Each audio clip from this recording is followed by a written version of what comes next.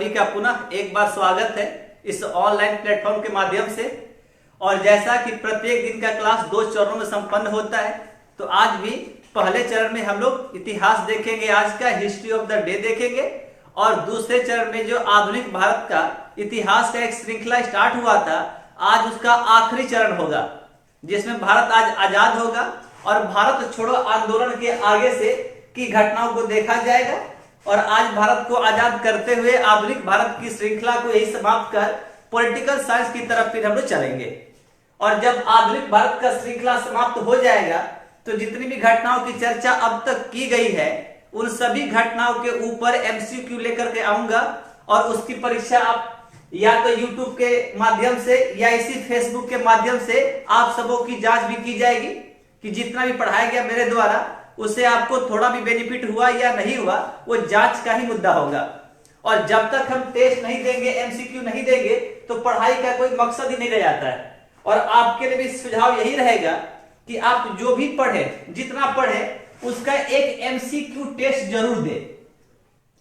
MCQ test देने से यह फायदा होता है कि ये हमें पता चल जाता है कि जो भी कॉन्सेप्ट या थ्योरी पढ़ाया गया हमारे द्वारा, तो उस कॉन्सेप्ट का या थ्योरी का की सहायता से एमसीक्यू यदि बन रहा, और खास तौर पर वह एमसीक्यू जो प्रीवियस ईयर का होगा, जो पहले किसी परीक्षा में पूछा गया हो।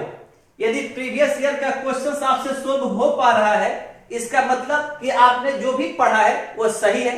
और यदि प्रीवियस ईयर का क्वेश्चन पेपर नहीं बन पा रहा है, तो इसका मतलब यह है कि आपने पढ़ा जरूर है, लेकिन उन सारी चीजों का अध्ययन किया आपने जिसका परीक्षा के पॉइंट ऑफ व्यू से इंपोर्टेंट नहीं होगा। क्योंकि जब भी हम पढ़ाई करते हैं, तो पढ़ाई के प्रारंभ में हमें यह जानकारी बिल्कुल होनी चाहिए कि जिस भी परीक्षा की तैयारी कर रहे हैं उसका सिलेबस हमें बिल्कुल पता होना चाहिए। सिलेबस के बाद उसका क्वेश्चन बैंक हमारे दिमाग में हमेशा रहना चाहिए। और तब जाकर के इन दोनों की सहायता से हम इस काबिल हो पाते हैं कि जो भी पढ़ाई करेंगे उसमें से क्या नहीं पढ़ना है, क्या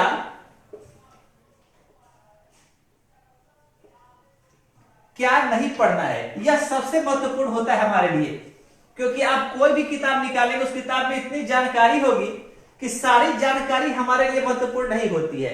तो हमें उन सभी जानकारियों में से केवल उन्हीं जानकारियों को चुनकर निकालना है जो एग्जाम के पॉइंट ऑफ व्यू से महत्वपूर्ण हो। और इस 3 पैटर्न को बिल्कुल आप याद रखें। जिस भी एग्जाम्स की तैयारी आप कर रहे हैं, उसका सबसे पहले आप सिलेबस देखिए, उसके बाद उसका क्वेश्चन बैंक देखिए, और तब क्वेश्चन बैंक देखने के बाद आपको आइडिया लग जाएगा कि जिस भी टॉपिक का स्टडी आप कर रहे होंगे उसमें क्या नहीं पढ़ना है। यह बहुत महत्वपूर्ण होता है। अधिकांश बच्चे ऐसे सवालों के पीछे पड़ जाते हैं जिनका परीक्षा में कोई रोल होता ही नहीं है, और लगता है कि हमने तो मेहनत किया किंतु रिजल्ट नहीं आया। और मेरा भी प्रयास यही रहता है कि कम से कम पढ़ाई में अधिक से अधिक फायदा कैसे दिया जाए, और इसी को कहा जाता है मैनेजमेंट, कि मिनिमम इनपुट देना है और मैक्सिमम आउटपुट लेना है। तो आज की क्लास की शुरुआत आज के इतिहास हिस्ट्री ऑफ द डे से किया जाएगा। और आज 29 मई और 30 मई 2 दिनों का इतिहास देखा जाएगा पहले। और इन्हीं इतिहास के सहारे जस्ट ये हमारे लिए एक माध्यम होता है सीखने के लिए, क्योंकि प्रत्येक दिन जब इतिहास जब पढ़ते हम लोग हैं, तो हर दिन कुछ नया मिलता है। और जब हमारे जीवन में कुछ नया मिलता है, तो उस नए से एक नई ऊर्जा का सूत्रपात होता है हमारे अंदर, और हर दिन कुछ नया सीखने का एक जज्बा उत्पन्न होता है। तो इसी के सहारे 29 मई के इतिहास को सबसे पहले देखा जाए, तो 29 मई में सबसे ऊपर आपको दिखाई पड़ रहा होगा माउंट एवरेस्ट। 29 मई के इतिहास में माउंट एवरेस्ट को शामिल करने के पीछे का लॉजिक यह है कि साल था 1953, और यहां 2 व्यक्तियों का आप नाम याद रख लेंगे। एक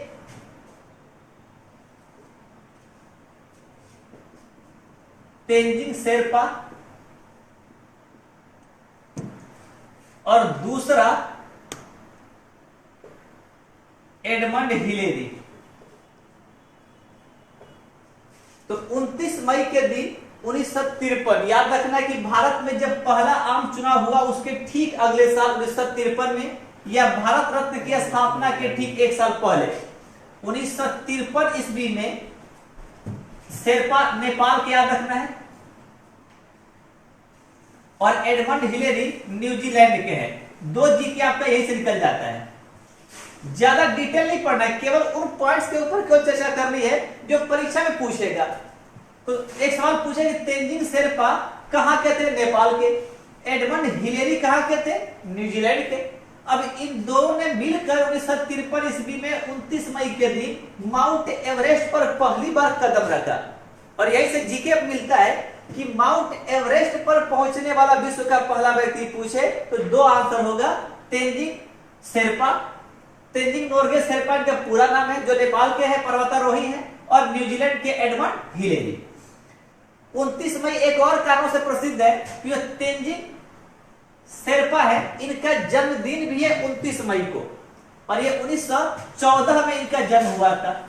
अब ये 1914 बिल्कुल याद नहीं रखना है, किंतु मेरा लिखने का मकसद यह था कि 1914 के सहारे हम एक घटना याद रख सकते हैं, और वो घटना होगा प्रथम विश्व युद्ध की शुरुआत याद होगा तो 1914 में ही याद होगा तो पनामा नहर को व्यापारिक उद्देश्य के लिए खोल दिया गया था। तो इस प्रकार से केवल तेंजिंग शेरपा के सहारे 1914 से 2 नए जीके को सीखा हम लोगों ने। तो माउंट एवरेस्ट पर और जीके चाहे निकाला जाए तो विश्व की सबसे ऊंची चोटी पूछता है तो माउंट एवरेस्ट है, और इस माउंट एवरेस्ट को नेपाल में सागर माथा के नाम से जाना जाता है। बस इतना सा पॉइंट रहा माउंट एवरेस्ट के सहारे और 29 मई के इतिहास के सहारे। अब इसके नीचे चौधरी चरण सिंह, इनके ऊपर थोड़ी सी चर्चा विस्तृत की जाएगी। और आप देख रहे होंगे जैसा कि भारत के प्रधानमंत्रियों को लेकर के मई का महीना काफी प्रसिद्ध रहा है, और आज फिर यदि मई का दिन होगा तो नरेंद्र मोदी सरकार का जो दूसरा कार्यकाल था वह आज ही से प्रारंभ हुआ था। तो नरेंद्र मोदी 2.0 गवर्नमेंट का जो शपथ ग्रहण समारोह हुआ था आज ही के दिन हुआ था, वो 30 मई होगा, तो उसे हम लोग आगे देख लेंगे। अब आते हैं चौधरी चरण सिंह, इनको शॉर्ट में CCS कहा जाता है। ये कोड याद रख लेंगे हमारे लिए कि चौधरी चरण सिंह। पॉइंट क्या होगा, तो इनके ऊपर 2 पॉइंट सबसे पहले तो ऐसे निकाल लेना है, जन्म और मृत्यु। तो जन्म का साल इनका है 1902 और मृत्यु का साल है 1987। अब सवाल यह कभी नहीं पूछेगा परीक्षा में कि चौधरी चरण सिंह का जन्म कब हुआ और इनकी मृत्यु कब हुई। तो सवाल पूछेगा क्या, तो 1902 में याद रखने का जब जन्म हुआ था तो उसका डेट याद रखना है 23 दिसंबर, और 87 में जो इनकी मृत्यु हुई थी तो तारीख तो दिखाई पड़ रहा होगा ऊपर 29 मई। तो यह स्पष्ट हो गया कि इन्हें क्यों शामिल किया गया कल के इतिहास में। तो 29 मई 1987 को इनकी मृत्यु हुई थी और इसलिए इन्हें कल के इतिहास में शामिल किया गया। अब हमारे लिए सीखने के लिए क्या रहेगा, जो परीक्षा के पॉइंट ऑफ व्यू से इंपोर्टेंट होगा वो होगा इनका जन्मदिन। साल महत्वपूर्ण नहीं, वह साल से चाहे आप इसके 1 साल पहले आ जाए तो याद हो जाएगा। नोबेल पुरस्कार की स्थापना 1901 में हुई थी।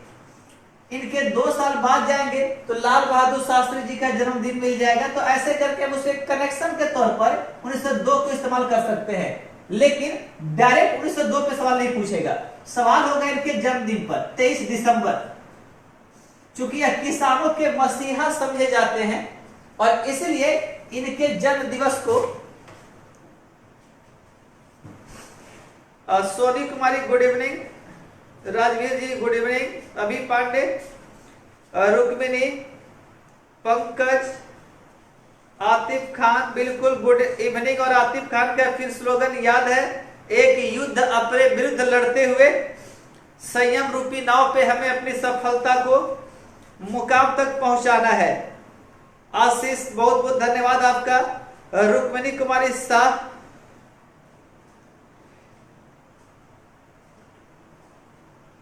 चलिए रुक्मिनी कुछ इंफॉर्मेशन ऐड करते हुए एक बार आप कमेंट करके इतना बता दें कि साउंड और वीडियो की जो क्वालिटी है वो आपको साफ साफ सुनाई दे रही हो यदि और दिखाई दे रहा हो तो एक बार आप यस करके अपनी उपस्थिति भी दर्ज करा दें और हमें इस बात का ज्ञात भी करा दें कि आप तक जो वीडियो है वो सही सलामत पहुंच रहा है, ताकि क्लास को आगे बढ़ाया जा सके।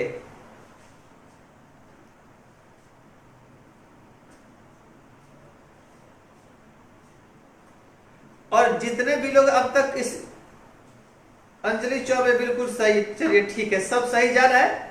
और जितने भी लोग अब तक जुड़ चुके हैं और जो भी इस वीडियो को देख रहे हैं, चाहे भारत के जिस भी कोने से बैठकर आप देख रहे हो, आपसे एक रिक्वेस्ट रहेगा और यह मेरा अधिकार भी होगा कि आप वीडियो को शेयर जरूर करें ताकि अधिक से अधिक लोगों को इसका फायदा पहुंचे। और जो हमारे द्वारा एक प्रयास और अखिल भारतीय विद्यार्थी परिषद के द्वारा जो बच्चों के लिए एक प्रयास किया जा रहा है, इस सार्थक प्रयास का कुछ सार्थक परिणाम निकले। अमृता गुड इवनिंग, आतिफ कह रहे हैं कि सब सही है, बिल्कुल। चलिए आप सभी एक नई ऊर्जा के साथ क्लास के साथ जुड़ जाए और आगे की जानकारियों को आत्मसात करते रहें। तो आगे बढ़ा जाए, तो आगे देखा जाएगा कि चौधरी चरण सिंह, और ये ध्यान रखिए कि हम जब भी पढ़ा रहे होंगे आपको, तो इस पॉइंट के ऊपर हमेशा ध्यान रखना है कि हमें केवल उन जानकारियों को निकालना है जिन जानकारियों से परीक्षा में एमसीक्यू का ऑप्शन बन जाए हमसे। क्योंकि मेरे क्लास का एक स्लोगन होता है, पढ़े उतना जिससे एग्जाम क्रैक हो, माइंड नहीं। दिमाग बिल्कुल भी हमें क्रैक नहीं करवाना है, बस जो जीता वही सिकंदर। आपका जॉब लग जाएगा तो आपकी पढ़ाई पूरे मोहल्ले में, समाज में होगी, और जॉब नहीं लगा, आप खूब पढ़ रहे होंगे तो उसका कोई फायदा आपको नहीं मिलने वाला है। तो आगे चलते हैं। चौधरी चरण सिंह का जन्म 1902 में हुआ, इनकी मृत्यु 1987 में हुई। अब इन 2 सालों से कैसे पॉइंट निकालना वो देखना है। तो जन्म वर्ष नहीं बल्कि जन्मदिन इनका महत्वपूर्ण है। 23 दिसंबर को राष्ट्रीय किसान दिवस मनाया जाता है। एक पॉइंट यहां से निकाल लेना है। 2001 ईस्वी से राष्ट्रीय किसान दिवस की शुरुआत हुई, लेकिन वो महत्वपूर्ण बिल्कुल भी नहीं है, याद मत रखिए आप उसको। केवल याद रखना कि राष्ट्रीय किसान दिवस कब मनाया जाता है, 23 दिसंबर। क्यों मनाया जाता है, तो चौधरी चरण सिंह का जन्मदिन है। अब इनकी मृत्यु से क्या निकलेगा, तो मृत्यु में इनका दिन महत्वपूर्ण नहीं है, इनके साल को फिर पकड़ लिया जाए, 1987। और आप देख रहे होंगे 23 मई के नीचे एक दिखाई पड़ेगा गोवा। 1987 में आप जब जाएंगे तो 87 में 3 नए राज्यों का गठन होगा भारत में। और जब हम आगे पॉलिटिकल साइंस में हम लोग पढ़ेंगे भाग 1 राज्यों का कैसे निर्माण हुआ था, तो उस निर्माण में 1987 याद रखिए आप लोग जरूर। और ये दौर याद होगा तो राजीव गांधी का कार्यकाल चल रहा था 1984 से 1989, 89। इसी बीच में 1987 में 3 नए राज्यों का गठन हुआ था। उसी में से एक राज्य था गोवा, जो आगे हम लोग पढ़ेंगे भी। और गोवा भारत का 25वां राज्य होगा। इसके पहले जो 2 नए राज्य बनाए गए थे, उनमें एक राज्य था अरुणाचल प्रदेश और दूसरा था मिजोरम। तो आप यहां से 3 पॉइंट आपके लिए निकल जा रहा है इनके मृत्यु साल से, कि जिस वर्ष चौधरी चरण सिंह की मृत्यु हुई उस वक्त भारत में राजीव गांधी का कार्यकाल चल रहा था। और उसी साल 3 नए राज्यों का गठन हुआ था, अरुणाचल प्रदेश, मिजोरम और गोवा। ये 3 पॉइंट आप यहां से याद रखेंगे। अब आगे, चौधरी चरण सिंह भारत के क्या क्या रह चुके हैं, तो याद रखना है कि यह यूपी के सीएम भी रहे हुए। चौधरी चरण सिंह उत्तर प्रदेश के मुख्यमंत्री भी रह चुके हैं। चौधरी चरण सिंह यदि भारत की बात की जाए तो यह गृह मंत्री प्लस वित्त मंत्री का पदभार भी संभाला है। और जो सबसे महत्वपूर्ण है, यह देश के 5वें पीएम का पदभार संभाला था इन्होंने। यह सबसे महत्वपूर्ण होगा। और साल होगा 1979 से 1980, जब मोरारजी देसाई की सरकार 1979 में गिर गई थी, तो उन्हीं के बाद चौधरी चरण सिंह देश के 5वें प्रधानमंत्री बने थे और 1 साल तक इस पद पर रहने का मौका इन्हें मिला था। और इनके हटने के बाद 1980 में याद होगा तो 80 से 1984 इंदिरा गांधी देश की कमान संभाली थी। और फिर 84 में इंदिरा गांधी की मृत्यु के बाद इनके पुत्र 84 से 1989 तक राजीव गांधी के इस पद पर रहेंगे। तो इस तरह से आप 79 से 80 तक चौधरी चरण सिंह देश के 5वें प्रधानमंत्री का पदभार संभालेंगे। इनके हटने के बाद इंदिरा गांधी 4 साल तक रहेगी। और इंदिरा गांधी के हटने के बाद कहा जा सकता है कि राजीव गांधी, वैसे तो राहुल गांधी के लिए इस्तेमाल होता है, लेकिन आप यहाँ याद रखेंगे कि राजीव गांधी 1984 से 89 तक देश की कमान संभाले थे। तो इस तरह से चौधरी चरण सिंह के ऊपर इतना पॉइंट निकलता है और ये 29 मई के सारे 2 पॉइंट मिला। अब आज के इतिहास में आगे बढ़ने के पहले आपके लिए एक सवाल होगा, क्योंकि आप देख रहे होंगे कि इनका जन्म 23 दिसंबर को हुआ है, तो दिसंबर महीने में बहुत सारा दिवस मनाया जाता है। आपके लिए आज का पहला सवाल और आपको स्टार बनने का मौका मिलेगा, वो होगा विश्व मानवाधिकार दिवस। विश्व मानवाधिकार दिवस, वर्ल्ड ह्यूमन राइट्स डे कब मनाया जाता है, आपको जवाब देना है। और जिसका जवाब सबसे पहले आएगा वही आज का स्टार ऑफ द डे पहला होगा।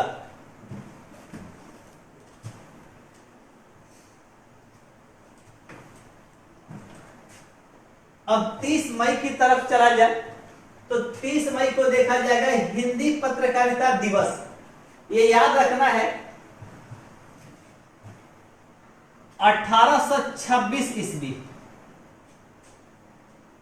दिन 30 मई ही था। एक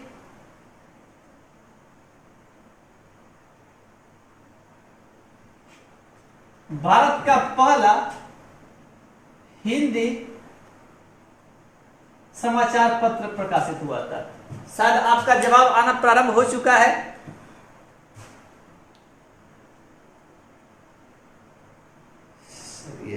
शत्रुघ्न सर, आपका बहुत बहुत स्वागत है।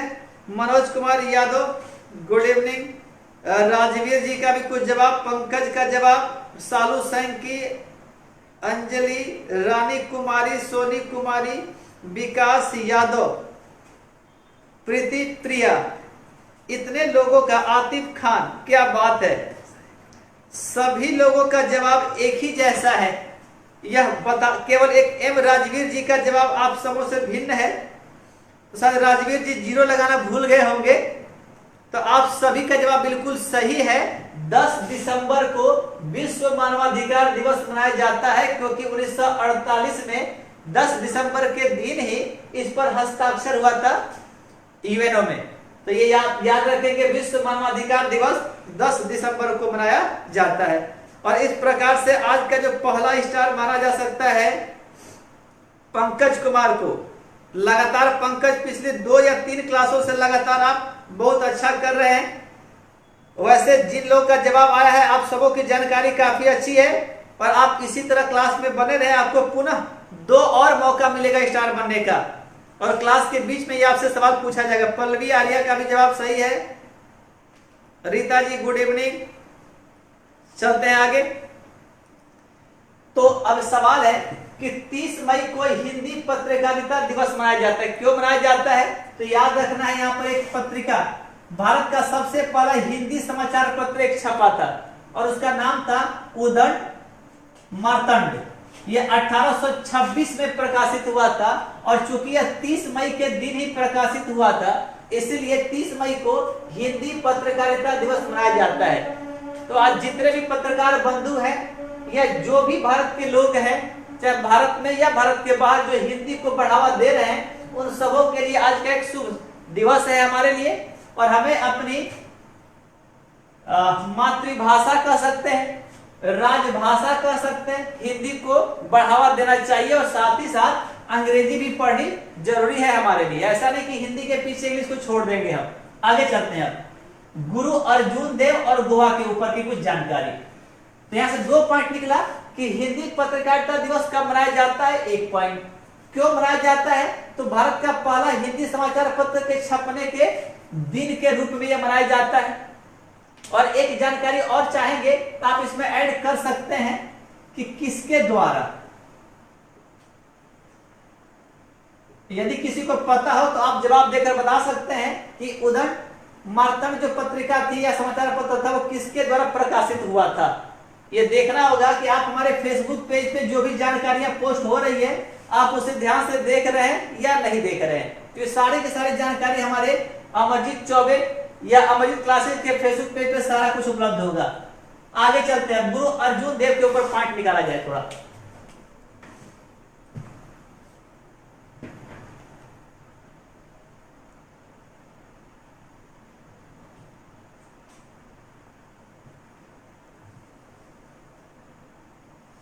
इसको हटा दिया जाए।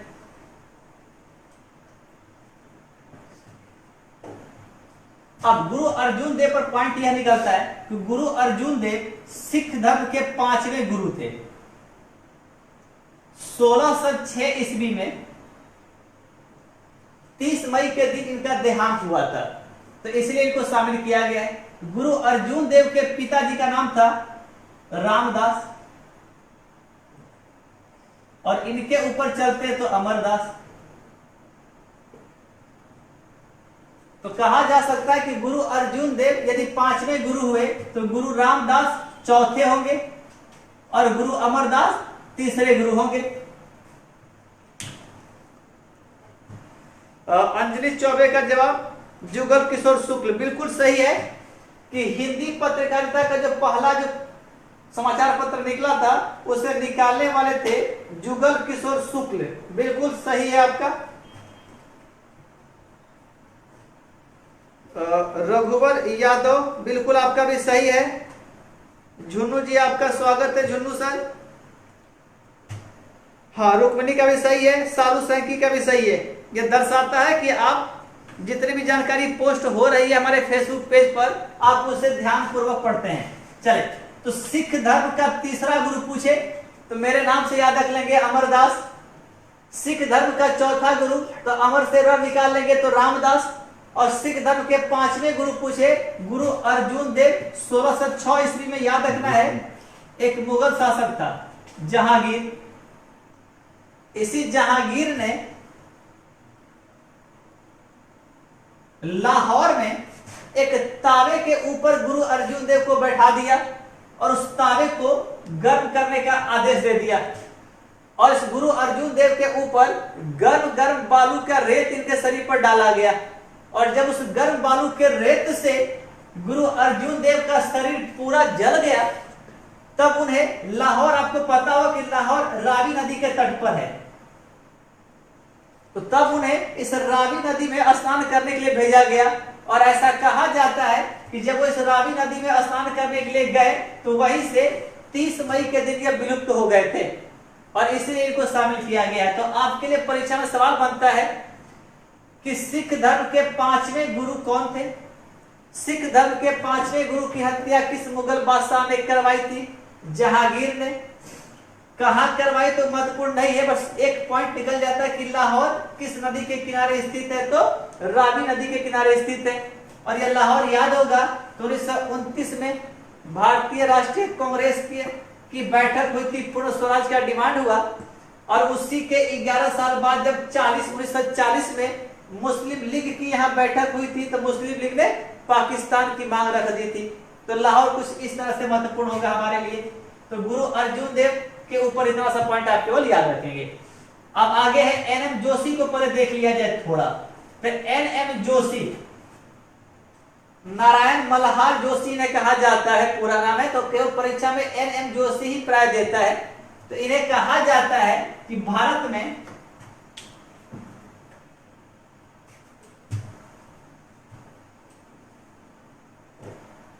एनएम जोशी को भारत में ट्रेड यूनियन, ट्रेड मतलब होता है व्यापार और यूनियन मतलब होता है संघ। तो भारत में व्यापार संघ का जो संस्थापक यदि पूछे आपसे तो भारत में ट्रेड यूनियन का संस्थापक एनएम जोशी को माना जाता है। इनके ही प्रयास से 1920 और 21 का साल था जब एक संगठन का निर्माण हुआ था AITUC, आईटक।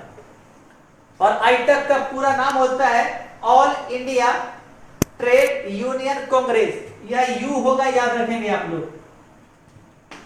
तो इसे all India trade union Congress के नाम से भी जाना जाता है और इसके स्थापना के पीछे एनएम जोशी का ही हाथ था, इसलिए इन्हें भारत में ट्रेड यूनियन का संस्थापक माना जाता है। अब बचा गोवा, तो गोवा पर थोड़ी सी चर्चा विस्तृत होगी। तो गोवा के ऊपर चर्चा स्टार्ट करने के पहले आपके लिए एक सवाल होगा और वो सवाल यह हो जाएगा कि गोवा की राजधानी सबको पता है पणजी है, तो आपको बताना है कि गोवा की जो राजधानी पणजी है यह किस नदी के तट पर है। गोवा की राजधानी पणजी किस नदी के तट पर स्थित है? आप इसका जवाब दे सकते हैं और इसके जवाब के सहारे आज आप आज के दूसरे स्टार बन सकते हैं। चलिए मौका दिया गया, आसान सवाल से ही आपको स्टार बनने का। शायद साउंड ठीक ठीक जा रहा होगा।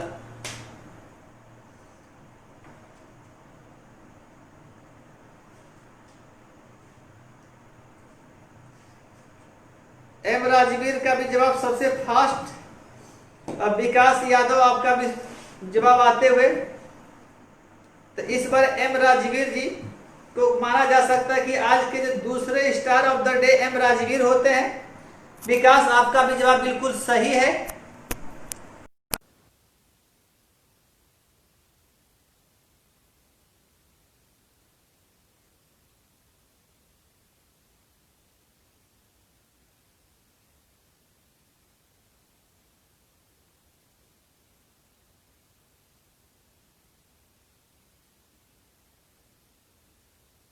है कि 30 मई 1987 में अर्थात आज ही के दिन गोवा एक पूर्ण राज्य बना था, याद रखना है। सवाल बनता है किस संशोधन के पश्चात? तो संशोधन नंबर था 56वां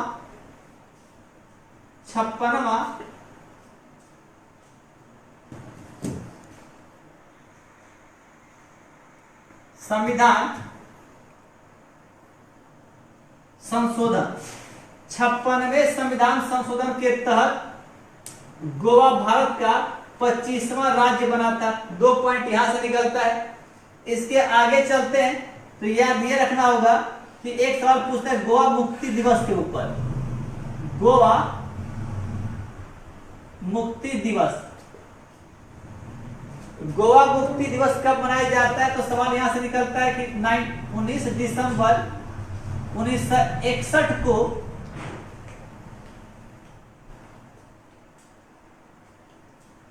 पुर्तगालियों से गोवा को आजाद करवा लिया गया था। 19 दिसंबर 1961 को पुर्तगालियों से गोवा को आजाद करवाया गया और इसीलिए 19 दिसंबर को गोवा मुक्ति दिवस मनाया जाता है। 1961 याद रखना कि 1961 में ही एक पुरस्कार स्टार्ट हुआ था, अर्जुन पुरस्कार। तो अर्जुन पुरस्कार की शुरुआत कब से हुई पूछा जाए तो 1961 हो जाएगा। और गोवा मुक्ति दिवस कब मनाया जाता है? 19 दिसंबर। किससे आजाद हुआ?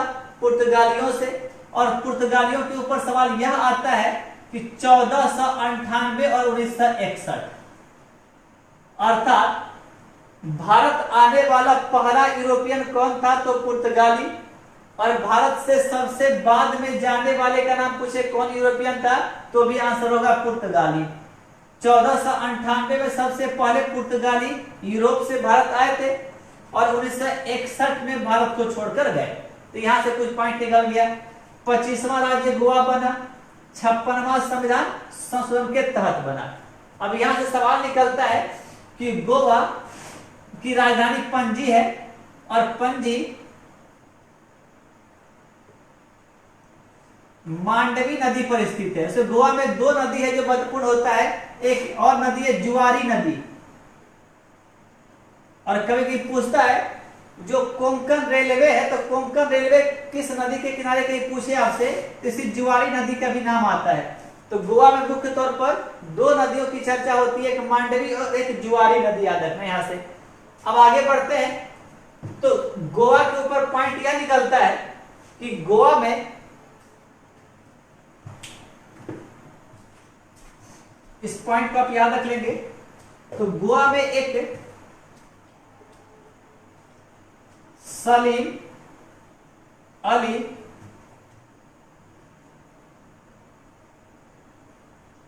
पक्षी अभयारण्य।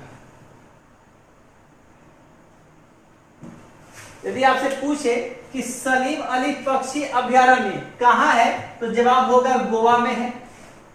अब इसी सलीम अली से फिर एक पॉइंट निकल जाता है यहां से। सलीम अली क्या है पूछता है तो यह एक पक्षी वैज्ञानिक है।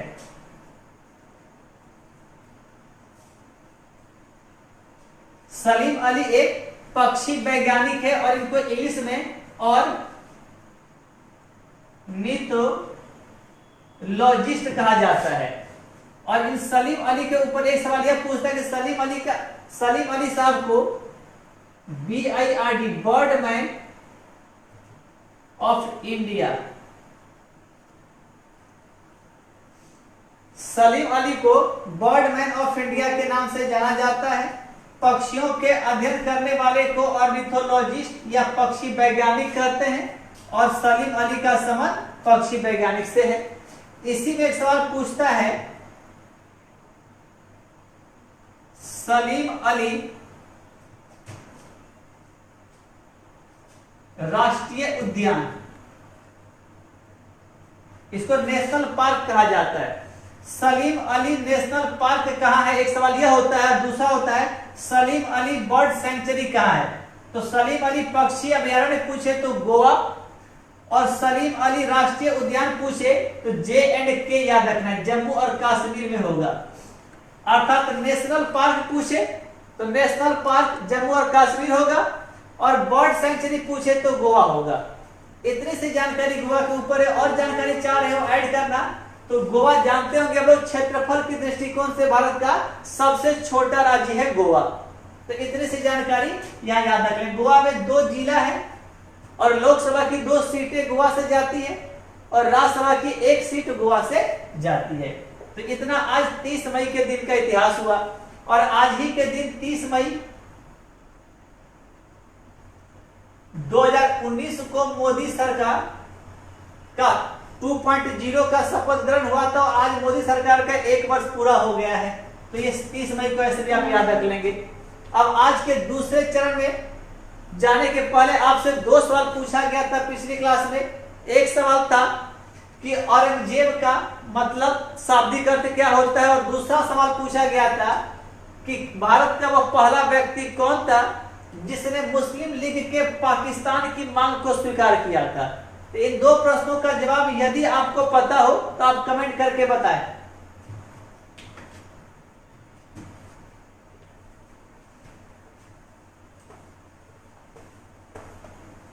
पहला सवाल था यह कि औरंगजेब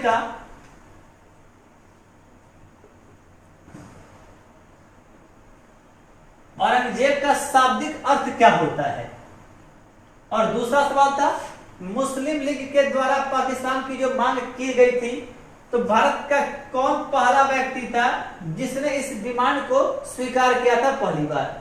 इन 2 प्रश्नों में से जिन भी प्रश्नों का आपको जवाब पता हो आप कमेंट करके बताएं।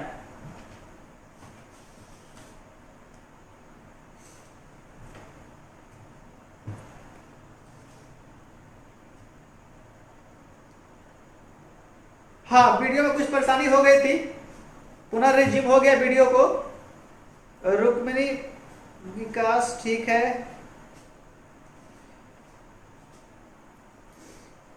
बिल्कुल विकास आपका सही है।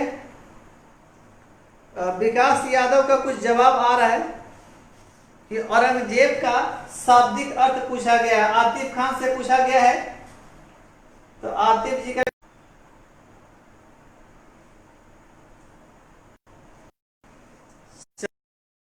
आपका तो कुछ जवाब आ चुका है। अब यहां से सवाल सीखा जाएगा।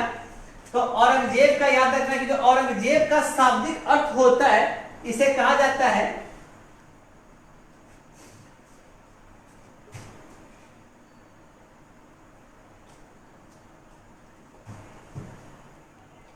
ऑर्नामेंट ऑफ द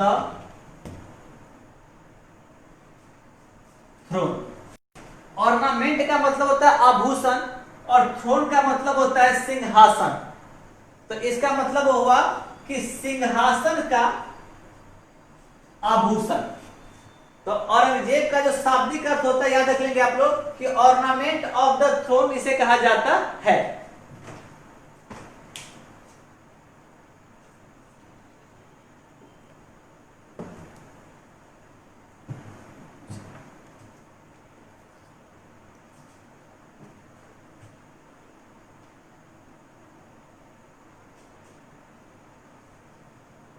विकास जी क्या पूछ रहे था क्लियर कर दें। 133 आरटीओ के टाइम क्या पूछ रहे हैं आप, सवाल थोड़ा क्लियर कर दीजिए।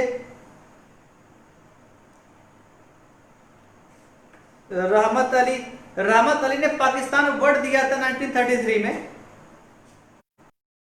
के ऊपर पूछा गया है कि मुस्लिम लीग के द्वारा जो पाकिस्तान की डिमांड की गई थी, उस डिमांड को सबसे पहली बार, और आज के कहानी में ही उसका आंसर छुपा होगा आपके लिए। औरंगजेब को कहा जाता है सिंहासन की शोभा, और इसी औरंगजेब को कभी कभी याद रख लेंगे आप लोग,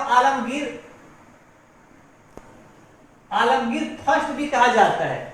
और इसी आलमगीर में आप देखेंगे तो गिर वर्ड लगा है। इस गिर का मतलब होता है विजेता, और आलम का मतलब होता है विश्व। तो इस आलमगीर का मतलब होता है विश्व विजेता।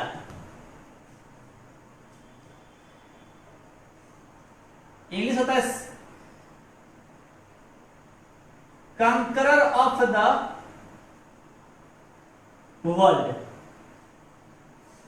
तो यदि आपसे पूछे औरंगजेब का शाब्दिक अर्थ तो सिंहासन की शोभा, और आलमगीर इन्हीं को कहा जाता है आलमगीर प्रथम, तो आलमगीर का मतलब होता है विश्व विजेता, क्योंकि गिर का मतलब होता है विजेता।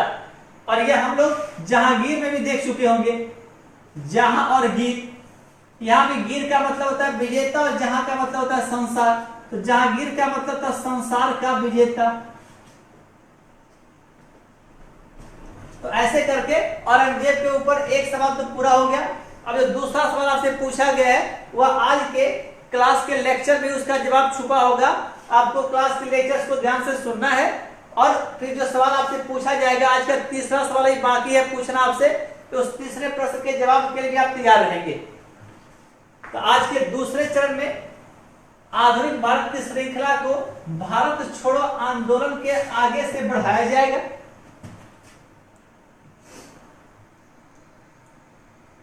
अच्छा, आतिफ का कहना है कि वीडियो क्वालिटी थोड़ा कमजोर है। अच्छा ठीक है, तो सेट कर लिया जा रहा है, तभी क्लास को आगे बढ़ाएंगे।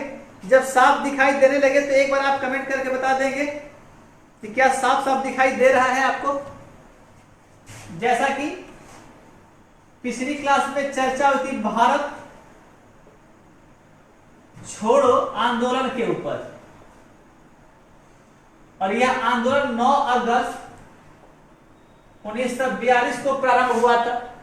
और यहां एक सुधार आप लोग कर लेंगे कि भारत छोड़ो आंदोलन जो प्रारंभ हुआ था, तो यहां से सवाल पूछा गया था कि आपसे कि जवाहरलाल नेहरू के ऊपर, कि जवाहरलाल नेहरू को कहां कैद करके रखा गया था। तो याद रखना कि पूरे जीवन काल में जवाहरलाल नेहरू को कुल 9 बार कैद किया गया था, और 9 बार में यह 9वीं बार था जब भारत छोड़ो आंदोलन के दौरान इनको गिरफ्तार किया गया था। तो पहली बार जब इनको गिरफ्तार किया गया था, तो याद रखना है सबसे पहले अहमदनगर के दुर्ग में ही रखा गया था। सबसे पहले इन्हें अहमदनगर के दुर्ग में ही रखा गया था। उसके बाद फिर वहां से उनको शिफ्ट करके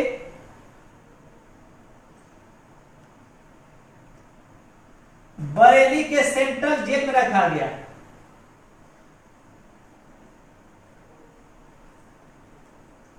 और फिर बरेली के सेंट्रल जेल से फिर उनको शिफ्ट करके उत्तराखंड में एक जेल था अल्मोड़ा, तब जाके इन्हें अल्मोड़ा जेल में शिफ्ट किया गया। तो यदि सवाल पूछे भारत छोड़ो आंदोलन के दौरान पंडित जवाहरलाल नेहरू को कहां कैद करके रखा गया, तो आंसर आप यह करेंगे अहमदनगर का दुर्ग ही आंसर सही होगा। यदि अहमदनगर का दुर्ग परीक्षा में ऑप्शन में ना दिया हो, तब आप बरेली का सेंट्रल जेल देंगे, और यदि बरेली का सेंट्रल जेल नहीं होगा तब आप अल्मोड़ा जेल देंगे। और साफ साफ यदि वीडियो दिखाई दे रहा हो तो एक बार आप यस करके कमेंट कर देंगे, ताकि क्लास को आगे बढ़ाया जा सके। चलिए, क्लियर हो गया है, ठीक है। तो इस पॉइंट को थोड़ा आप ध्यान दे लें कि जवाहरलाल नेहरू को सबसे पहली बार भारत छोड़ो आंदोलन के दौरान अहमदनगर के दुर्ग में ही इन्हें अरेस्ट किया गया था, और इसी दुर्ग में इन्होंने एक किताब लिखी थी, डिस्कवरी ऑफ इंडिया।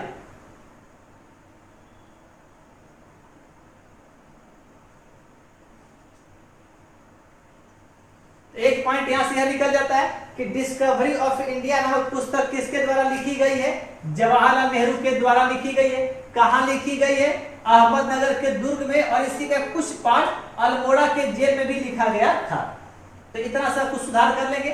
अब आज का जो इतिहास होगा इसी भारत छोड़ो आंदोलन के आगे की पृष्ठभूमि में होगा और आजाद होने तक के इतिहास को आज हम लोग देखेंगे। तो 1942 के आगे चलते हैं, 1943 के इतिहास से देखा जाए।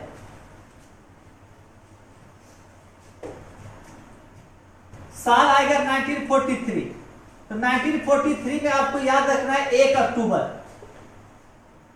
बस एक ही घटना आप केवल 43 में याद रख लेंगे, और 1 अक्टूबर 1933 को याद रखना है। लिन लिथगो का नाम पता होगा आपको, और एक नाम वेबर। तो 1 अक्टूबर 1947 को लॉर्ड लिन लिथगो के स्थान पर जो भारत का वायसराय बनाया गया वो लॉर्ड वेबर को बनाया गया। तो लॉर्ड वेबर 1943 से लेकर 1947 तक याद रखना है आपको। 21 फरवरी का डेट भी होगा। 1 अक्टूबर 1943 से 21 फरवरी 1947 तक लॉर्ड वेबर भारत के वायसराय रहेंगे। पॉइंट याद रखना सबसे पहला। और लॉर्ड लिथगो पर याद होगा तो 1936 से लेकर 1943 तक, 1936 से 1943 तक लॉर्ड लिथगो रहे, और 43 से 47 तक देखा जाए तो लॉर्ड वेबर होंगे। और इसी 21 फरवरी के बाद से आगे देखा जाएगा तो यहीं से लॉर्ड माउंटबेटन कमान संभालेंगे और आगे के इतिहास को देखा जाए। अब यहां से पॉइंट यह निकल जाता है कि भारत छोड़ो आंदोलन, भारत छोड़ो आंदोलन की शुरुआत के समय पूछे भारत का वायसराय कौन था, तो आंसर क्या होगा? Lord Lithgow. और भारत छोड़ो आंदोलन के अंतिम दौर में पूछ दे कि वायसराय कौन था, तो आंसर हो जाएगा लॉर्ड वेबर। और 1943 से लेकर 47 21 फरवरी तक देखा जाए तो इस बीच में जितनी भी घटना होगी उन सारी घटनाओं के समय भारत का वायसराय कौन होगा? लॉर्ड वेबर होगा। तो इस क्रम को या इस कार्यकाल को आप बिल्कुल याद रखेंगे। अब यहां से 1 अक्टूबर 1943 को क्लियर हो गया कि लॉर्ड वेबर भारत के वायसराय बन गए। अब साल आता है 44, जुलाई 1944 याद रखना है आपको। यहां जुलाई 1944 में एक फॉर्मूला लाया गया था, इसका नाम था CR फॉर्मूला।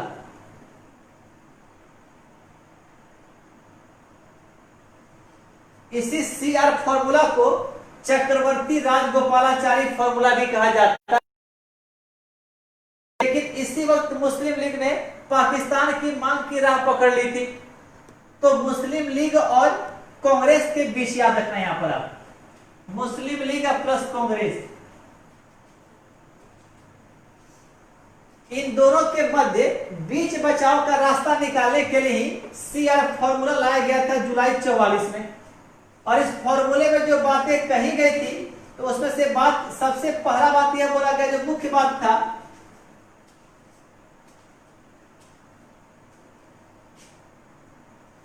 यही मुख्य विवाद का प्रश्न था कि चूंकि मुस्लिम लीग को पाकिस्तान चाहिए और कांग्रेस के नेता चाह रहे कि हम एक होकर पहले देश को आजाद करा ले, फिर आपस में जो भी विवाद होगा हम उसे बैठकर सुलझा लेंगे।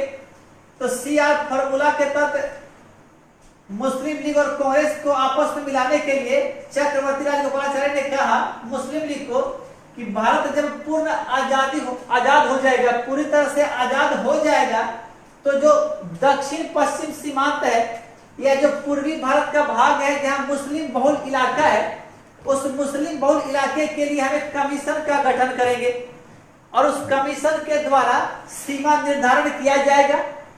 और सीमा निर्धारण के पश्चात यह तय किया जाएगा जन संग्रह के आधार पर कि उस इलाके का क्या फैसला होगा। तब तक, जब तक भारत पूरी तरह से आजाद नहीं हो जाता है, तब तक मुस्लिम लीग कांग्रेस को पूरा समर्थन दे और भारत को आजाद करने में सहयोग दे। अब इसी बात को लेकर मुस्लिम लीग जो है अड़ गई कि पूर्ण आजादी, भारत कब आजाद होगा, एक तो इसकी जानकारी हमें नहीं है, और दूसरी बात है कि भारत जब आजाद हो जाएगा तो क्या भरोसा कि कांग्रेस हमारी सारी की सारी डिमांड मान ही ले। और इसी मुद्दे पर यह सीआर फॉर्मूला असफल हो गया था। और यहीं से एक पॉइंट निकलता याद रखना है कि जब इस सीआर फॉर्मूले के तहत एक कमीशन बनाने की बात कही गई थी, तो उसी कमीशन में कहीं ना कहीं यह संकेत था पाकिस्तान की मांग को स्वीकार करना।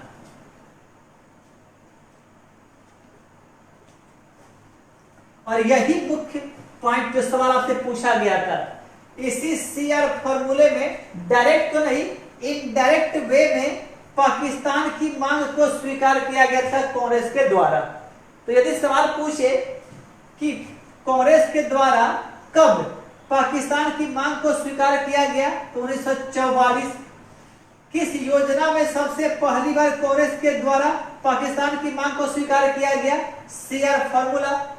और यदि व्यक्ति पूछ ले कि भारत के किस व्यक्ति ने सबसे पहली बार पाकिस्तान की मांग को स्वीकार कर लिया था, तो वो नाम होगा चक्रवर्ती राजगोपालाचारी। और ऐसा कहा जाता है कि इस योजना को लाने के पीछे कहीं ना कहीं गांधी जी का एक संकेत था। और यहीं से इनके ऊपर एक दाग लग जाता है कि गांधी जी देश को बांटने में अग्रसर रहे। अब इतिहास जो भी हो, चुकी उस वक्त का जो हालात था, उस हालात में देश को बांटना ही एकमात्र विकल्प रह गया था। और इसी विकल्प को सीआर फॉर्मूले के तहत मुस्लिम लीग के समक्ष प्रस्तुत कर दिया गया। तो 43 और 44 इनमें एक ही घटना को केवल आप याद रखेंगे। अब साल आएगा 45 का।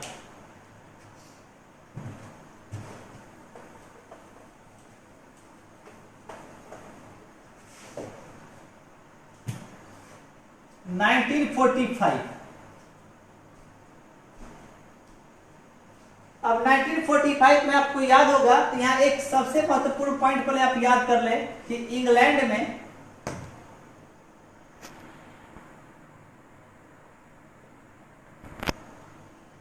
आम चुनाव, और यह चुनाव जुलाई में होगा। 5 जुलाई को चुनाव संपन्न हुआ था। रिजल्ट आने में थोड़ा वक्त लग गया था, लगभग 20-21 दिन के बाद रिजल्ट आया था, लगभग 26 जुलाई के आसपास। तो 5 जुलाई 1945 को इंग्लैंड में आम चुनाव हुआ। करेक्शन याद रखेंगे आप। और ये 1945 का जुलाई महीना है। और याद होगा तो इसी जुलाई के ठीक अगले महीने और 5 के एक दिन बाद, यानी यहां से एक दिन बढ़ा देना तो 6 और मंथ बढ़ा देना तो अगस्त, और साल 1945। तो 6 अगस्त 1945 को हिरोशिमा के ऊपर बम गिराया जाएगा पाकिस्तान के द्वारा। और इसके 3 दिन बाद 9 अगस्त 1945 को यह बम गिरा हिरोशिमा के ऊपर,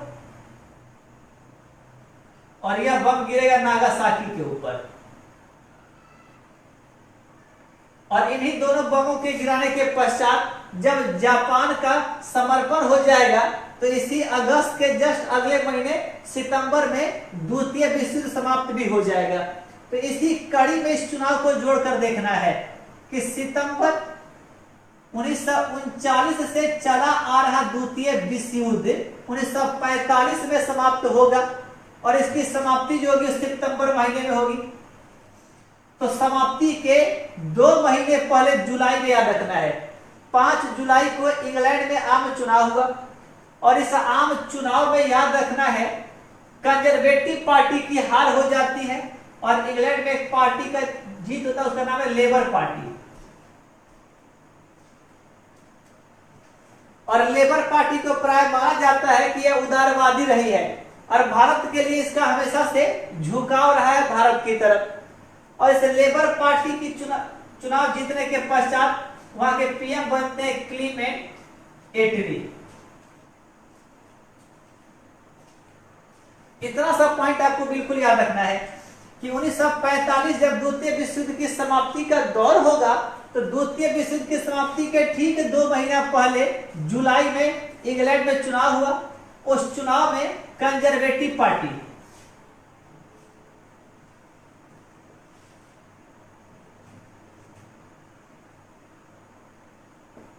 कंजर्वेटिव पार्टी की हार हो जाती है।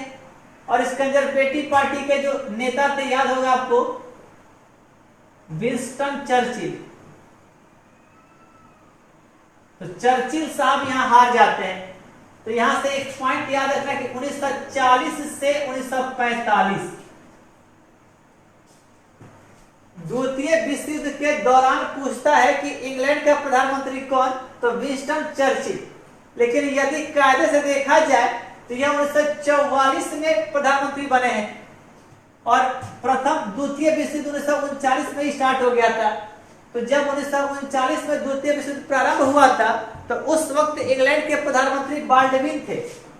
लेकिन चूंकि परीक्षा में सवाल और ऑप्शन जो दिया जाता है उसमें चर्चिल ही होता है, तो आप चर्चिल को ही याद रखेंगे कि द्वितीय विश्व युद्ध के दौरान इंग्लैंड का प्रधानमंत्री, तब देखिए 39 से 45 यानी 1 साल तक बाल्डविन का कार्यकाल रहा था उधर, और बाल्डविन के बाद विंस्टन चर्चिल ने कमान संभाली इंग्लैंड की, और 40 से 45 तक रहेंगे चर्चिल साहब। और इनके बाद 45 में जब चुनाव होगा तो फिर जाकर 26 जुलाई से क्लीमेंट एटली साहब आ जाएंगे, और एटली साहब 45 से लेकर 1951 तक रहेंगे, याद रखना है। जुलाई 1945 से लेकर 1951 तक रहेंगे, और फिर याद रखना है 1951 से 1955 चर्चिल साहब दूसरी बार इंग्लैंड के प्रधानमंत्री बनेंगे। और यहां से सवाल क्या होगा, तो सवाल यह होगा कि द्वितीय विश्व युद्ध में इंग्लैंड का प्रधानमंत्री विंस्टन चर्चिल, भारत छोड़ो आंदोलन के दौरान इंग्लैंड का प्रधानमंत्री विंस्टन चर्चिल, क्रिप्स मिशन को जब भारत भेजा गया उस वक्त इंग्लैंड का प्रधानमंत्री विंस्टन चर्चिल, 1943 में जो देखा गया 1943 और 1944 जब लॉर्ड लिथगो के स्थान पर लॉर्ड बेबल को भारत का वायसराय बनाया जाता है, उस वक्त इंग्लैंड का प्रधानमंत्री विंस्टन चर्चिल, सीआर फॉर्मूला जब लाया गया विंस्टन चर्चिल, और फिर जाकर जुलाई में लेबर पार्टी के क्लीमेंट एटली आते हैं। तो भारत की आजादी के समय पूछे इंग्लैंड का प्रधानमंत्री तो क्लीमेंट एटली स्पष्ट दिखाई दे रहे होंगे 1945 से 51 तक। यदि पूछ दे कि भारत जब गणतंत्र हुआ था 1950 में, उस वक्त इंग्लैंड के प्रधानमंत्री, पुनः जवाब आएगा क्लीमेंट एटली का। और यही ट्विस्ट कर दे यदि कि भारत में जब पहली बार आम चुनाव हुआ था 1951-52 में, और जब संसद का गठन हुआ उस वक्त इंग्लैंड का प्रधानमंत्री कौन, तो आंसर हो जाएगा फिर चर्चिल। तो आप याद रख लेंगे यहां से कि 1940 से 45 चर्चिल, 45 से 51 इटली, और पूरा 51 से 55 चर्चिल इंग्लैंड के प्रधानमंत्री रहेंगे। और इन 3 प्रधानमंत्रियों का कार्यकाल याद होगा तो इस दौरान जितनी भी घटनाओं के ऊपर परीक्षा में सवाल पूछा जाएगा उन सभी का जवाब देना काफी आसान हो जाएगा। तो एक बैकग्राउंड इंग्लैंड के आम चुनाव से बिल्कुल इसको आप याद रखेंगे। अब दूसरा एंगल देखा जाए थोड़ा यहां पे,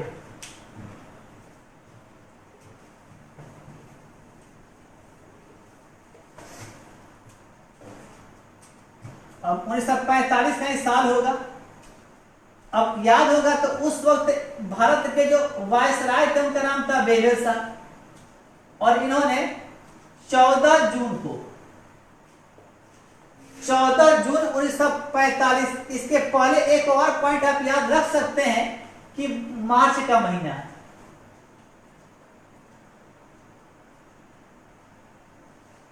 मार्च 1945 में लॉर्ड बेबल गए थे इंग्लैंड, और इंग्लैंड जाकर वहां की सरकार से सलाह मशवरा किया कि भारत में आगे अब क्या कदम उठाया जाए, और वहां जो भी संवैधानिक संकट उत्पन्न है या जो गतिरोध उत्पन्न है उसको दूर कैसे किया जाए। और तब इंग्लैंड से मार्च के बाद लौटने के पश्चात जून महीने में इन्होंने 14 जून को एक योजना प्रस्तुत किया, और इसी योजना को कहा जाता है बेबेल योजना।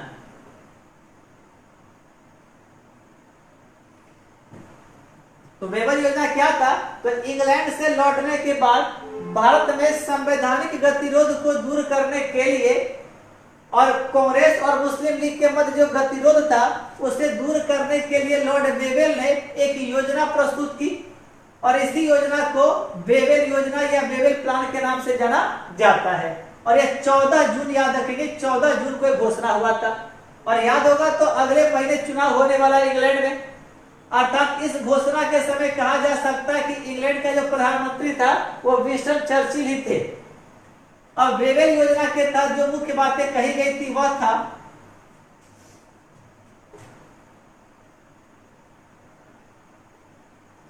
वायसराय की कार्यकारिणी, यानी जो वायसराय के कार्यकारिणी के जो मेंबर थे उस मेंबर में कहा गया कि केवल एक प्रतिरक्षा मंत्री और वायसराय के अलावा जितने भी लोग होंगे वो सभी के सभी भारतीय होंगे। ये घोषणा की योजना रखा गया और कहा गया कि इसमें आधा जो मेंबर होगा वह कांग्रेस का होगा और आधा मेंबर जो होगा वह मुस्लिम लीग का होगा। और इसी में जो सबसे महत्वपूर्ण पॉइंट कहा गया था वह बोला गया था कि जो क्विट इंडिया मूवमेंट, भारत छोड़ो आंदोलन के दौरान जितने भी नेताओं को गिरफ्तार किया गया है उन सभी नेताओं को छोड़ दिया जाएगा।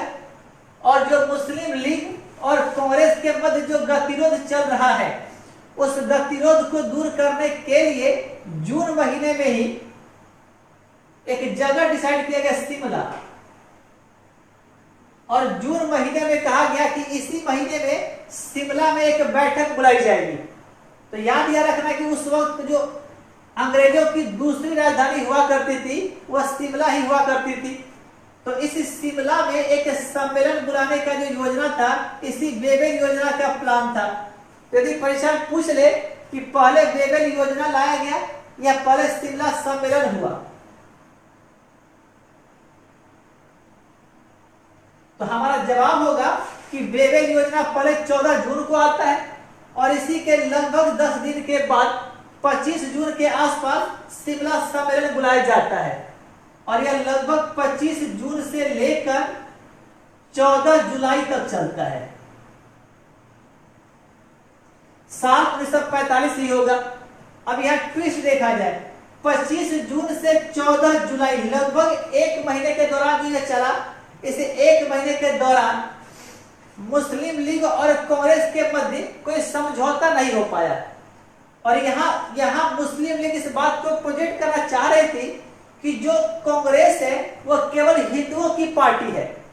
और इसी बात को काटने के लिए कांग्रेस ने इस सम्मेलन में एक चाल चला और चाल यह था, इस सम्मेलन में जो कांग्रेस के तरफ से जो प्रतिनिधि गए थे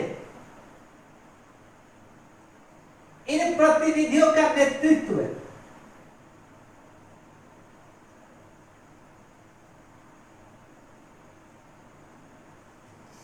शिमला सम्मेलन में कांग्रेस के जितने भी प्रतिनिधि गए उन सभी प्रतिनिधियों का जो नेतृत्व दिया गया था वो अबुल कलाम आजाद को दिया गया। यह इस बात को दर्शाता था कि कांग्रेस केवल हिंदुओं की पार्टी नहीं है बल्कि मुसलमानों की पार्टी भी है।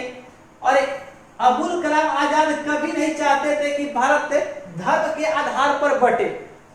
और मुस्लिम लीग बार बार यह आरोप लगा रही थी कि जो कांग्रेस है वो हिंदुओं की पार्टी है। और इसी विवाद को लेकर के शिमला सम्मेलन का कोई परिणाम नहीं निकल पाया और अंततः 14 जुलाई के दिन 1945 में लॉर्ड वेवेल ने इस योजना को, इस सम्मेलन को असफल घोषित कर दिया। अब 14 जुलाई याद रखेंगे। इसी बीच में 5 जुलाई को इंग्लैंड में चुनाव हुआ है और 26 जुलाई को सरकार बदलेगी। तो यह सवाल पूछ ले कि वेवेल योजना के समय या शिमला सम्मेलन के समय इंग्लैंड का प्रधानमंत्री कौन, तो इन दोनों के समय इंग्लैंड का प्रधानमंत्री चर्चिल ही बताना है आपको, क्योंकि 26 जुलाई के बाद से क्लेमेंट एटली संभालेंगे कमान। तो ऐसे ही प्रश्नों को हल करने के लिए प्रधानमंत्री के कार्यकाल में तारीख महत्वपूर्ण हो जाता है। तो वेवेल योजना और शिमला सम्मेलन के दौरान इंग्लैंड का प्रधानमंत्री होगा विंस्टन चर्चिल और इसी के जस्ट बाद जुलाई के आखिरी में क्लेमेंट एटली इंग्लैंड के प्रधानमंत्री बन जाएंगे। तो शिमला सम्मेलन भी असफल हो गया। अब साल 45 समाप्त हो जाएगा। अब 46 से देखा जाए।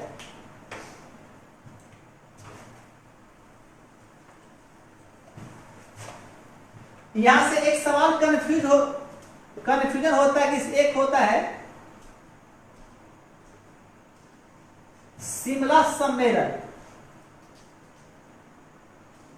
और एक सवाल पूछता है शिमला समझौता।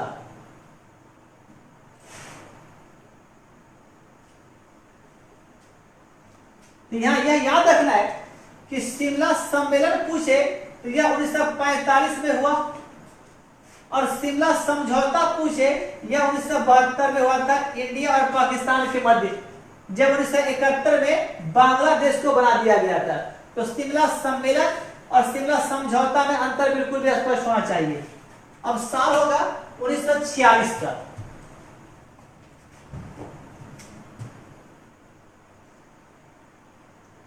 छियालीस में मार्च से स्टार्ट होता है। मार्च के प्रारंभ में ही अब इंग्लैंड के प्रधानमंत्री का नाम बिल्कुल स्पष्ट होगा, क्लीमेंट एटली। और कार्यकाल याद करने के पीछे का मेरा मेन मकसद यही है कि परीक्षा में कुछ भी सवाल पूछे तो जो एक बैकग्राउंड होता है, जो कॉन्सेप्ट होता है, वो डेवलप करने में कार्यकाल काफी महत्वपूर्ण होता है। तो आप देख रहे होंगे कि 45 के जुलाई के बाद से एटली साहब इंग्लैंड के प्रधानमंत्री बन चुके हैं। अब क्लीमेंट एटली जब इंग्लैंड के प्रधानमंत्री बन चुके थे जुलाई में, तो अगले महीने 46 में मार्च के महीने में इंग्लैंड की संसद में घोषणा करेंगे कि भारतीयों को स्वतंत्र होने का अधिकार है। और जैसा कि आप जान रहे होंगे क्लीमेंट एटली का संबंध किस पार्टी से है, तो लेबर पार्टी से है। और चर्चिल का संबंध पूछे तो कंजर्वेटिव पार्टी से होगा। तो क्लीमेंट एटली साहब मार्च 46 में घोषणा करते हैं इंग्लैंड की संसद में कि भारतीयों को स्वतंत्र होने का अधिकार है। और इसी घोषणा के परिप्रेक्ष्य में कहा जा सकता है कि मार्च के अंतिम दौर में, मार्च में ही एक मिशन भारत भेजते हैं, उसका नाम था कैबिनेट मिशन।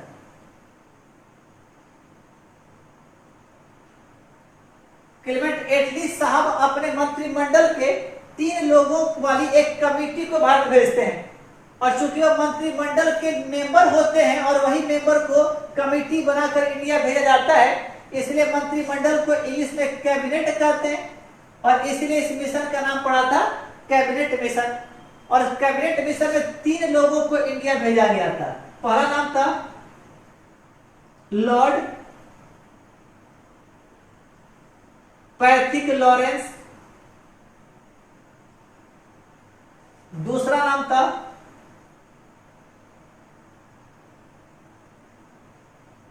एबी अलेक्जेंडर, और तीसरा नाम तो याद होगा ही, क्रिप्स मिशन वाला, स्टेफोर्ड क्रिप्स। तो एक लॉर्ड पैथिक लॉरेंस, और इंग्लिश पे याद रखना है कि इस कैबिनेट मिशन के यह अध्यक्ष थे। तो कभी सवाल यही पूछ देता है कि कैबिनेट मिशन के अध्यक्ष कौन थे, लॉर्ड पैथिक लॉरेंस, और इसके 2 अन्य मेंबर थे एबी अलेक्जेंडर और दूसरा स्टेफोर्ड क्रिप्स। इन तीनों लोगों का एक मंत्रिमंडल का प्रस्ताव इंडिया आता है मार्च 1946 में। और इसी कैबिनेट मिशन के तहत जो भी सुझाव दिया जाता है, इसी सुझाव के परिणाम स्वरूप जुलाई 1946 में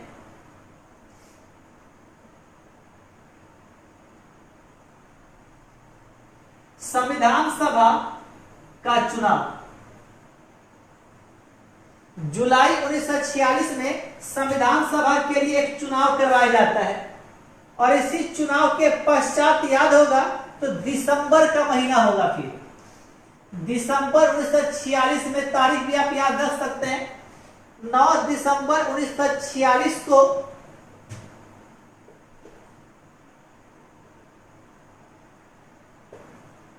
संविधान सभा की पहली बैठक बुलाई जाती है और यहीं से भारत में संविधान निर्माण की प्रक्रिया प्रारंभ होता है। 9 दिसंबर 1946 अब ये दिसंबर 46 का मतलब कि लगभग 46 समाप्ति की ओर है। और दिसंबर के बाद जो अगला महीना अगला साल आएगा वह होगा 1947 का। और 1947 में याद रखना है कि दिसंबर यानी संविधान सभा की पहली बैठक के केवल 2 महीने के बाद ही, अर्थात आप कह सकते हैं कि महीना होगा फरवरी। तो फरवरी 47 के आगे अब कहानी को थोड़ा सा देखा जाएगा, ऐसा थोड़ा ट्विस्ट होगा। यहां तक के कॉन्सेप्ट को आप बिल्कुल याद रखेंगे कि 45 में इंग्लैंड में सरकार बदल जाती है। 46 में मार्च महीने में क्लीमेंट एटली साहब घोषणा करते हैं मार्च के प्रारंभ में कि भारतीयों को आजाद होने का अधिकार है।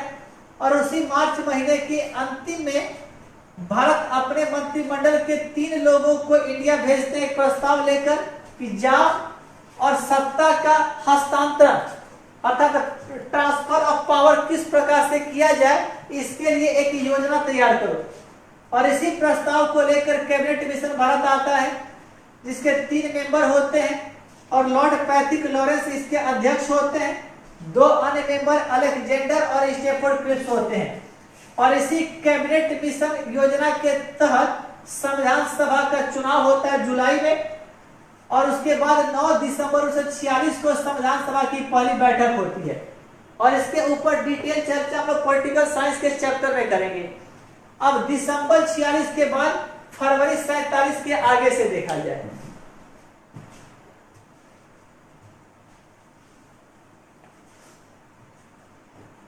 अब यह फरवरी का महीना है, साल 1947 ही है।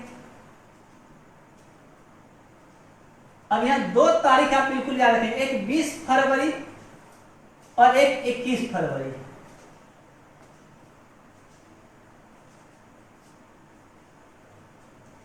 बीस फरवरी 1947 और 21 फरवरी 1947। अब 20 क्या होगा? तो 20 फरवरी 1947 में इंग्लैंड की संसद में याद रखना है एटली का एक घोषणा आता है। एटली का घोषणा। और एटली साहब यह घोषणा करते हैं कि जून 1948 के पहले भारत को आजाद कर दिया जाएगा। अब यह स्पष्ट हो गया कि भारत आजाद होगा। और आजाद के तौर पर इंग्लैंड वालों का यह विचार था कि ऐसा प्रतीत ना हो कि हम लोगों को भारतीयों के द्वारा खदेड़ा गया। तो ये लोग चाह रहे थे कि हम ट्रांसफर ऑफ पावर के तहत इंडिया को छोड़े और ऐसा लगे कि हम लोगों ने अपने इच्छा से भारत को आजाद किया है और पावर का हस्तांतरण किया है, भारतीयों के द्वारा हमें भगाया नहीं गया है।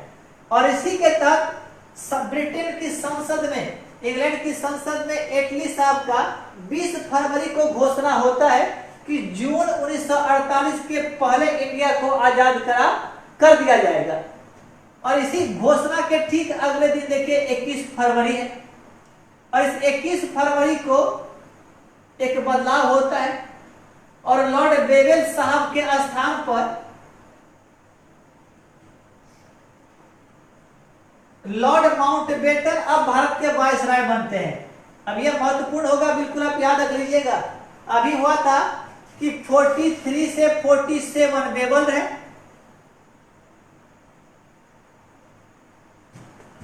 और 1947 से 48 तक रहेंगे अब लॉर्ड माउंटबेटन। तो जैसे ही एटली का घोषणा होता 20 फरवरी 47 में, उसके ठीक अगले ही दिन लॉर्ड बेवल पद से हटते हैं और लॉर्ड माउंटबेटन भारत के वायसराय बनते हैं। और यह महीना क्या होगा? तो फरवरी का महीना है। और लॉर्ड माउंटबेटन पर आप बिल्कुल भी याद रखें कि 21 फरवरी से लेकर 21 जून तक, 21 फरवरी से 21 जून, 21 फरवरी 1947 से 21 जून 1948 तक लॉर्ड माउंटबेटन ही भारत के वायसराय होंगे। और इस कार्यकाल से स्पष्ट हो रहा होगा कि भारत की आजादी के समय यहाँ का वायसराय पूछे तो लॉर्ड माउंटबेटन का नाम हो जाएगा। अब फरवरी के बाद महीना आता है जून का। और जून का तारीख भी आप बिल्कुल याद रखिएगा, 3 जून। 1948। फरवरी के बाद मार्च अप्रैल मई 3 महीने के बाद 3 जून 1948 को माउंटबेटन साहब का एक प्लान आता है। इसे कहा जाता है माउंटबेटन योजना।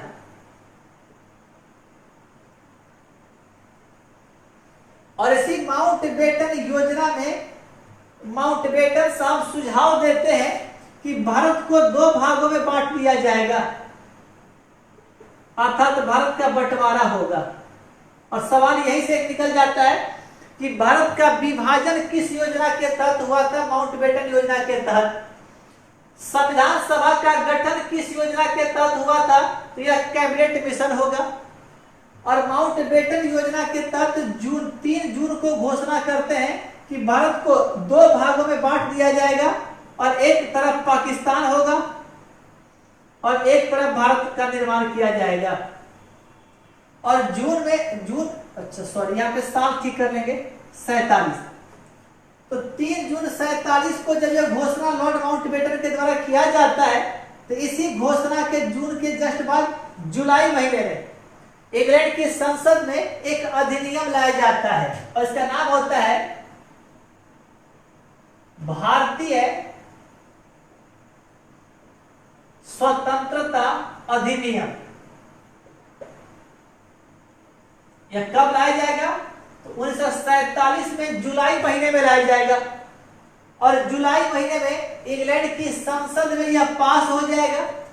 और इंग्लैंड की संसद में जब जुलाई में पास होगा तो जुलाई के ठीक बाद अगस्त आता है। और तब जाकर के अगस्त को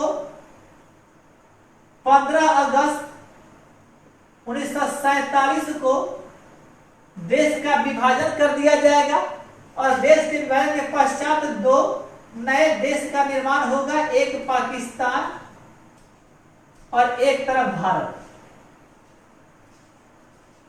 अब सवाल यह आता है कि भारत का स्वतंत्रता दिवस कब? तो 15 अगस्त 47। और पाकिस्तान का पूछता है तो आंसर था 14 अगस्त। इसके पीछे का लॉजिक यह होता है कि भूगोल में ऐसा पढ़ा जाता है कि जब 15 डिग्री देशांतर का फर्क होता है तो 1 घंटे 15 डिग्री देशांतर के अंतर पर 1 घंटा का समय का फर्क होता है। और हम जानते हैं कि भारत का जो इंडियन स्टैंडर्ड टाइम है यह 82.5 डिग्री है। और पाकिस्तान का जो IST है वो भारत से 7.5 डिग्री पीछे है। और 7.5 डिग्री का मतलब हुआ 75। तो 75 डिग्री देशांतर पाकिस्तान का IST है और भारत का IST 82.5 डिग्री है। तो चूंकि 7.5 डिग्री का फर्क हुआ तो आधे घंटे का समय का फर्क होता है पाकिस्तान और भारत के समय में। और इसीलिए रात 12 बजे जब 15 अगस्त को देश आजाद हुआ था भारत, तो उस वक्त पाकिस्तान में 11:30 ही बज रहा था।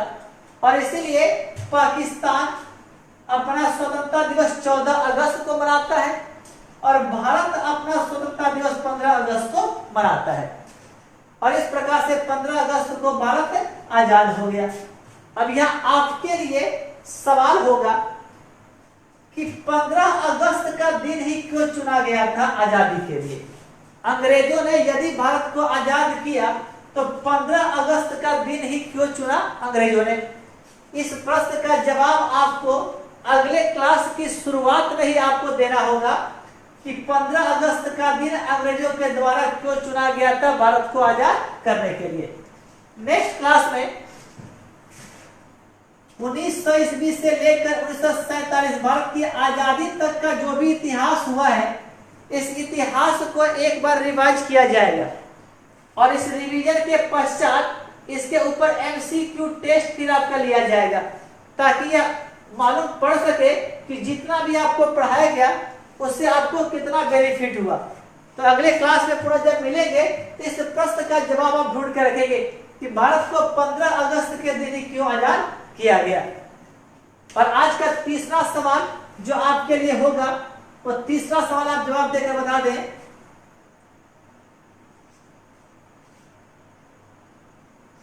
तीसरा सवाल यह होगा कि स्वराज मेरा जन्मसिद्ध अधिकार है और मैं इसे लेकर रहूंगा, यह एक नारा था और यह नारा दिया गया था बाल गंगाधर तिलक के द्वारा। यह नारा किस वर्ष दिया गया था, आपको इतना ही बताना है कि स्वराज मेरा जन्मसिद्ध अधिकार है और मैं इसे लेकर रहूंगा, यह नारा बाल गंगाधर तिलक के द्वारा कब दिया गया। इस तीसरे प्रश्न का जवाब जिनका सबसे पहले आएगा वह आज के तीसरे स्टार होंगे।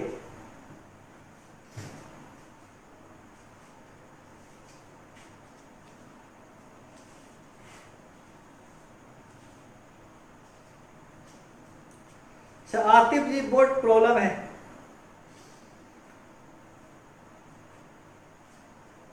चलिए जल्द से जल्द आपका जवाब आ जाए तो ठीक है। स्वराज मेरा जन्मसिद्ध अधिकार है और मैं इसे लेकर रहूंगा, बाल गंगाधर तिलक ने इस नारा को किस वर्ष दिया था।